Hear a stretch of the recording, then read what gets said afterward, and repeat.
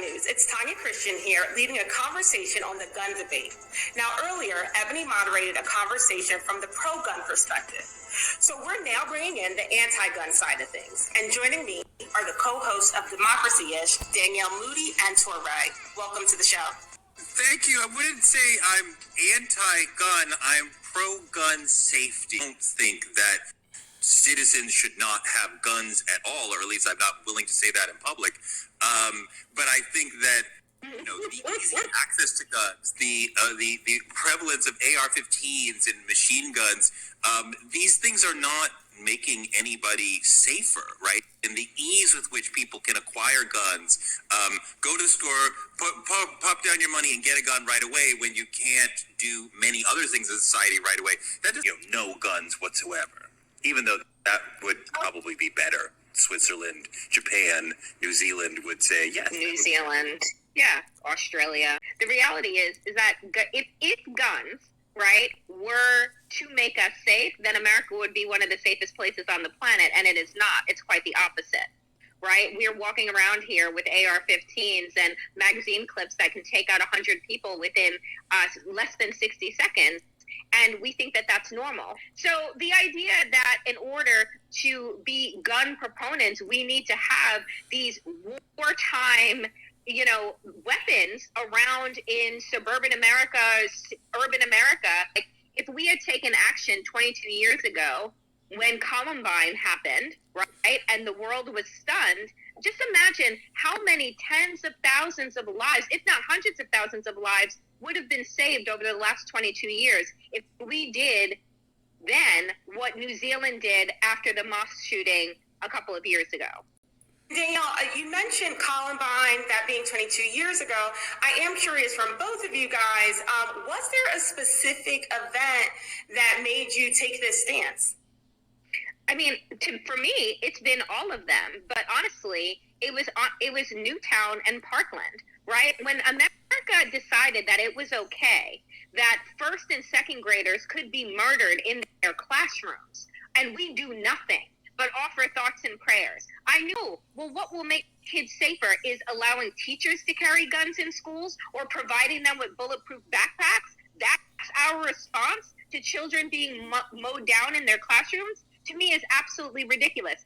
There are a number of people who are not necessarily going to be at an NRA conference, but at the same time, they feel as though guns are needed in their home, in their community, simply because police don't necessarily always do their job. Taking that anti-gun approach, what do you feel should replace guns as a use of protection? We've all seen, if we live in the neighborhoods, we've all seen that the police quite often arrive and make the situation more violent, right? And amplify the tension and the drama in a situation, introducing guns into a situation.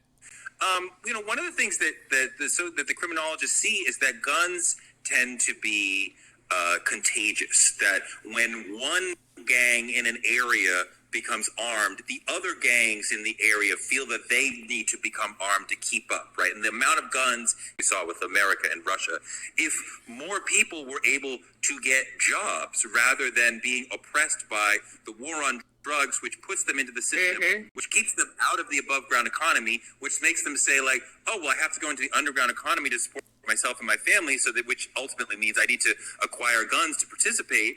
Most of the gun use that we're talking about is done by young men who are between 16 and 24. After that, most people are not going to be problematic gun users. We're just asking for trouble. I mean, do we really need to be able to carry? We really want people to carry guns in bars? Does that make any sense? Or at a Starbucks where we saw pictures of white men carrying bazookas as if, what, was your Frappuccino too much for you today? What happened to Philando Castile when he warned, right, said to the officer, I have this gun, he was shot to death, and the NRA did nothing. Or John Crawford, who was killed in the middle of a Walmart that sells guns for holding a gun in a store that sells guns. Do I feel safer?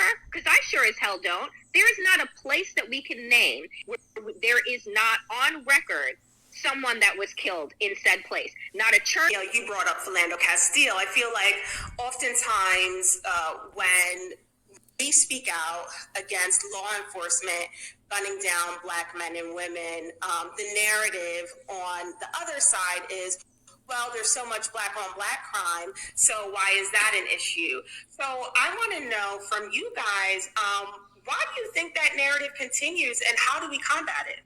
The fear of Black on Black crime, which is a misnomer. Most people commit crime toward the people who are physically near them, right? So, you know, I have a whole movement that I'm going to be starting soon about white on white crime, which is not getting enough songs. There's not enough marches, and we're going to have a whole nother show dealing with that because it's a very, very tragic issue. They are killing each other. White lives matter, and they are just not taking enough care of their own lives.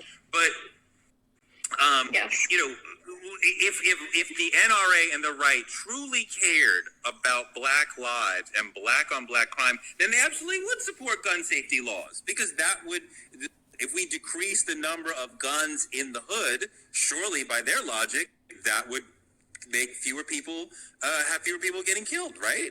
Everyone knows this. It's one of the biggest memes. If every Black person who was of age decided tomorrow to go and buy any kind of gun or build their arsenal or do a number of things, we would have gun reform in America. It would be instant, because look at what is happening right now. Fraudulent, right, man who said there was a big lie with regard to our voting and there were all of this fraud. Now we have over 253 pieces of legislation across this country for a problem that doesn't exist, right? But we can't get one piece of legislation for one that actually has a body count attached to it, right? And so we have to have these conversations in the context of knowing who we're talking about and what their motivation is. And we know that the motivation is consistently to keep Black people down, to arm white people as much as possible, because at the end of the day, they only see us as animals that need to be taken down.